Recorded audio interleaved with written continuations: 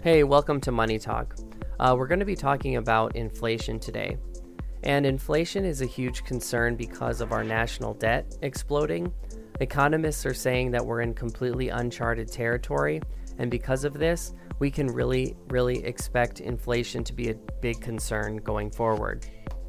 So what is inflation in the first place? Inflation is the value of the dollar decreasing while the cost of our everyday items like groceries, gas, medication, well, that goes up.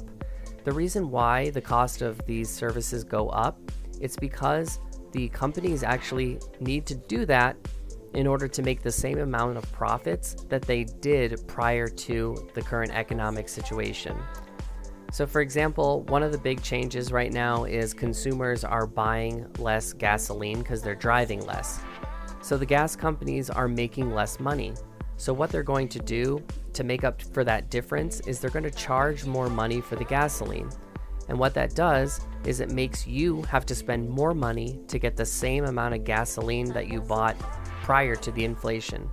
So if your gasoline goes up, your groceries go up, your coffee in the morning goes up, you're going to have a higher and higher cost of living just to do the normal things you used to do every day.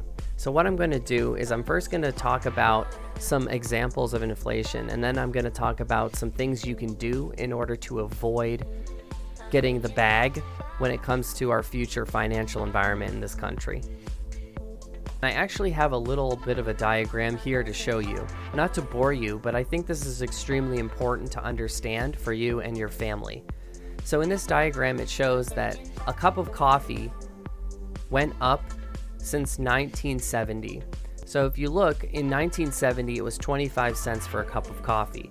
But all the way in 2019, it's $1.59. So why did that happen? It happened because the cost of raw materials went up. The cost of shipping went up. All the different things that made that cup of coffee got more expensive. It could have been because of regulations. It could have been because of tariffs on trading from other countries.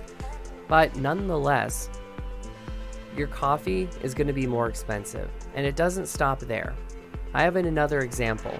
In this example, you can see these grocery carts. It shows 3 grocery carts. It's showing the same amount of money, what you used to actually get for that same amount of money in 1988, but what you get for that money in 2013. So that $20 bought you a whole lot more than the $20 does in 2013. The reason is because of inflation. So that bag of Doritos, I don't know if they had Doritos back in 1988, but we'll just say they did. But that bag of Doritos might have cost $1 in 1988, and it now might cost $3.50. Because of this, it's going to put a huge crunch on people. So it's going to happen slowly as we go. So you're going to see it creeping up and up and up. Here's the huge underlying problem. People's wages have not been going up.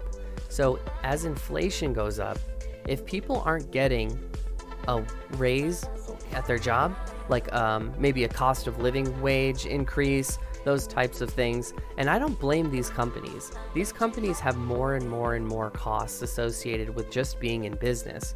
So it's really up to them to actually compensate for that by charging higher prices, as well as maybe not increasing employee wages. But if your wages aren't going to increase and the price of everything you buy is going to increase, there's a couple things you really need to consider. The first thing you want to consider is lowering your debt burden. What your debt burden is that's the lump of money you have to pay monthly just to pay off your debts, your car payment, your mortgage. Maybe you have a personal loan because you did a home improvement. What you want to do is chip away at those. So start off with one of them. Maybe pay off the personal loan first. Then go after the credit cards, pay those off. Then after that, go after your car payment, pay those off. And that's going to free up more and more money for you to use on the essentials. So those grocery store items, your gasoline for your car. So if the price does go up, you're going to have more money available to compensate. Because what's going to happen, you're going to get in a vicious cycle if you don't pay off this debt. What's going to happen is if the price of everyday things go up, you're going to end up having to do more things like credit cards, personal loans, just to get by. Because if you don't decrease the debt burden and the cost of everyday items goes up, you might end up using that credit card to buy your groceries because you don't have the funds to do it because you didn't change your situation. So over the next few years, please focus on paying off as much debt as you possibly can, or just getting your situation where you have to pay less money each particular month. Maybe take steps to change the brands you use. Instead of a name brand, switch to generic brands. Go ahead and focus on lowering your utility costs. You can do a million little things, and if you do a little bit here and there, it's going to add up to a huge difference. So keep an eye out. It's uncertain times right now. We're moving into a time that we don't even understand. The economists are saying that we don't really understand. I mean, don't stress about it. Just prepare. Do those little things to lower your debt burden so that way we can all live a more comfortable life later and we don't have that huge stress going on and on and on. I'm going to continue making videos under the Money Talk subtitle, so keep an eye out. You can subscribe if you want. Comments are great. Take care. Adios. Bye-bye.